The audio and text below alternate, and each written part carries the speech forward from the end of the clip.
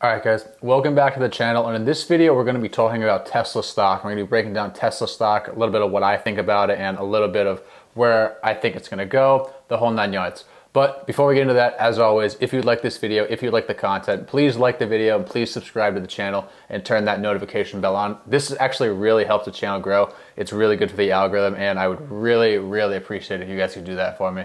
Secondly, and this should go without saying, I am not a financial advisor, so just because I think a stock's a good buy, or I think it's time to buy this, or you should load up on this, does not mean you should do it. You need to do your own research, you need to do your own due diligence, and you really need to develop your own opinions. Anyway, this stock has got really out of control recently, and it just seems like every day it's up 5%, up 10%, down 20%, up 15%. It just keeps going bing, bing, bing, bing, and it actually kind of hurts my head sometimes to even think about how volatile this stock is. But this was a stock that just about 2 years ago, it was actually only like $180 or $200 or something along those lines, and now it's well over $200, like wow. So let's go back to the beginning. Tesla was first founded in 2003, and it really set out towards the idea of sustainable energy, and they're really doing this through electric vehicles. They also have the solar panel part of the business model they're going for, and we will touch upon that a little bit, but mainly the main focus of this video is we're going to be breaking down the vehicle portion. So some of these cars that they have the Model 3, which is a 4-door mid-size sedan, which they've been putting out since 2017. They also have the Model Y, which is more of an SUV type car. They've been making this since January of this year, 2020. They also have the Model S, which is a full-size sedan, which they began producing in 2012. They also have the Model X, which is a mid-size SUV. And then they have the Cybertruck, the Tesla Semi, and the Tesla Roadster, which are on the come up. As for the solar energy systems I was talking about before, they do actually sell and lease these for residential commercial customers. They have the Powerwall and the Power Pack, which they've been selling since late 2016, early 2017, I believe. Don't quote me on that, but I believe that's when it was. The Powerwall is designed for more of a house setting, like a smaller area. And then they have the Power Pack, and they also have the Mega Pack, which are similar. The Mega Pack's been out since 2019, but this is more for a larger commercial setting, a commercial area, something along those lines. Now, first off, let's look and see what Tesla's done so far in this year of 2020. We'll start with quarter one. Quarter one, Tesla actually increased its cash and cash-on-cash equivalents to $8.1 billion. Their operating GAAP income was $283 million, which was actually almost a 5% operating margin. They had $16 million in GAAP net income and $227 million in non-GAAP net income. And that was actually the first time in Tesla's history that they had a positive GAAP net income. So that's very interesting that they were able to move towards that in Q1 of this year. They did begin also delivering the Model Y, as I talked about previously. And that was actually done ahead of schedule, which is very interesting, even when they had to suspend production.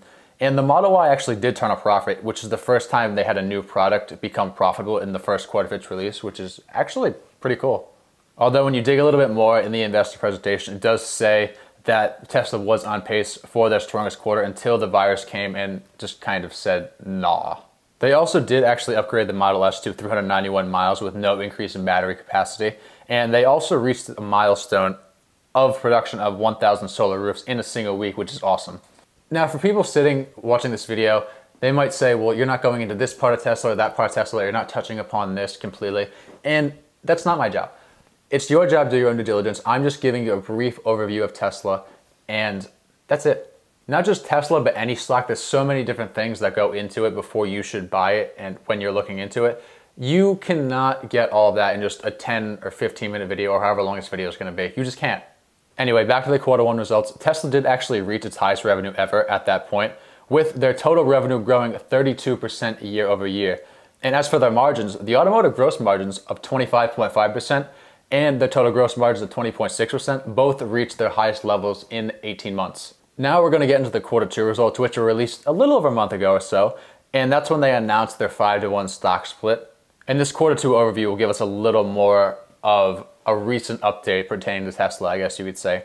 And let's just be clear here, just because of stock splitting, it doesn't mean the stock price is going down. The market cap is still the same, so you're basically paying the same price. It just gives new investors, or maybe investors that don't have as much money, a chance to buy into the stock that don't have as much cash laying around per se. But now that brokerages really allow fractional shares, the purchasing of fractional shares, I honestly don't know how often we're going to see stock splits anymore. To be honest, it just doesn't seem overly relevant to me to have stock splits when someone can just buy half a share of Tesla or half a share of Apple or a quarter share of whatever, as opposed to back in the day when you had to buy the whole share. Anyway, back to the Q2 results. So the cash and cash on cash equivalents were actually increased 535 million in Q2, and that totaled 8.6 billion. As for the GAAP operating income, that ended up being 327 million, or about 5.5% operating margin. So those numbers did increase from Q1 to Q2. And in the investor presentation, it also went into detail about how these margins are expected to increase over time. As for the GAAP net income, that did eclipse 104 million, and for the non-GAAP income, that did eclipse 451 million, capping off 4 straight quarters of profitability in a row. And that means they are now eligible for the S&P 500. Watch out for that. A lot of speculation on that. We'll see if it actually happens. That's a completely different topic for a completely different video, but watch out for that. Elon Musk also went into detail about how he's expecting them to build 3 factories this year on 3 different continents, which is absolutely outstanding for production, and I'm really interested to see if that still gets done.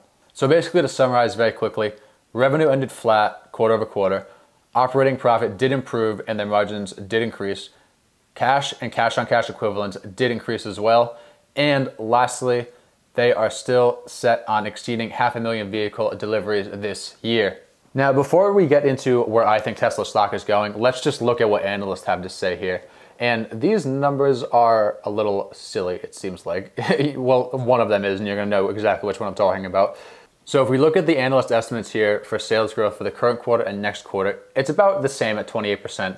For the current year, it's 20%. And next year, it's supposed to be 38%. Now we're gonna get into the silly numbers. As for the growth estimates, the current quarter is about 43%. Next quarter is 80%. For the year, it's well over 4,000%. Just let that sit in for a minute. Have you ever thought of something growing 4,000% for the year? Anyway, next year it's gonna be just under 80%, and the next 5 years it's supposed to be 460%. Now, if you look at the PE ratio on this stock, that's also gonna be a little ridiculous with it being over 1,000. And if you're a value investor and you're strictly looking at this PE ratio as an indicator whether you should buy this stock or not, your eyes are probably honestly just gonna pop out of your head, and you're gonna have no idea why people are buying this at all. Now, after all this, where do I personally see Tesla going? Personally, I actually do think Tesla has the potential to go much higher, and here's why. First off, I actually do notice more Teslas on the road today than I did last year or even just 6 months ago. I used to see one every few days, maybe one a week, one every couple weeks. Now I feel like I'm seeing more and more Teslas all the time. Like just about every time I go, I see at least one in my area, and they're definitely becoming more and more popular. This might not be universal for everyone because it might depend on where you live, because I don't think there's as many supercharging stations as there needs to be, although I do think that there's definitely going to be more and more as Tesla continues to grow. But at the same time, one of the most important things is that Tesla's running costs are just so much lower than a normal car. Obviously, the upfront cost of a car is a toss-up, but you save so much money in the fuel, it's almost not even comparable. In addition to that, Tesla's actually planning to come up with a battery that can last 1,000,000 miles. Imagine that. But back to the gasoline comparison with Tesla and the normal car, you will probably pay double the money in gas than you would have to worry about with a Tesla. Basically, we're just gonna summarize this here so we don't go into too much detail. I just don't continue to ramble and bore you. Basically, with the supercharger, to drive a Tesla around standard 15,000 miles a year, it's about $600 for the year. But say you drive a Toyota Camry and you drive the same standard 15,000 miles and you pay an average of $240 per gas for the entire year, you're gonna pay about $1,200. And Camrys are actually good on gas, so imagine if you're driving a truck or a car that really isn't that good on gas, like, oh boy, it's gonna be a lot more. Now, if these prices and the upfront costs of a Tesla can be lowered over time, a little bit here and there, I really think that most people are going to be driving some sort of electric car, and I really think Tesla's just gonna continue to dominate this field. I could personally even see the market getting to 7 out of 10 or 8 out of 10 people driving some sort of electric car over the next 10 to 15 years. And obviously the autopilot feature that Tesla's presenting is going to be attractive to a lot of people, especially people that drive a lot or drive far and they've had a long day and they're sitting in traffic, they just don't want to worry about this or that. That autopilot feature is going to come in very handy. And most importantly, Tesla has Elon Musk. I think he can be a little ambitious sometimes with his goals, and I think his methods might be a little extreme. I read a book on him once and my eyes were very open. I just couldn't even believe some of the things he did or some of the things he's been through. But at the end of the day, he's just someone that's continued to be doubted. I feel like every time I turned on CNBC for a while or Bloomberg, it was just them bashing Elon Musk. He just doubted time and time again, and each time he's just come through with flying colors stronger than ever. It's almost as if he's willed these companies to success. And a lot of people know the saying, a no shouldn't be in a man's vocabulary, or the word no doesn't exist. I truly don't think he's ever heard the word no in his entire life, especially after reading that book on him. I really just don't know if he has ever heard the word no. It's actually ridiculous. So after all this, is Tesla a buy now or not? And I'm gonna say yes and no. So if you already own Tesla, I think it's definitely a hold, especially if you're looking 10 years out. But I think Tesla could be a buy here if you're going to hold it for at least 15 years.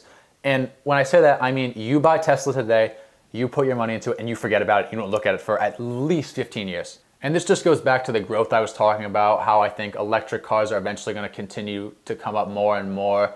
And I think Tesla's going to be the main player for that field. But say you don't like to hold stocks for that long, or you don't plan on holding Tesla that long, or you can't handle the volatility of Tesla, whatever it may be, maybe hold off. Personally, I think Tesla might actually be a little overvalued right now. And I think this because I think there's a lot priced into future growth and the future direction of this company. Like I said earlier in the video, this stock price was literally under $200 2 years ago. And 6 months ago, it was around $300, I believe. Maybe it was $400, maybe it was high 300s or mid 300s.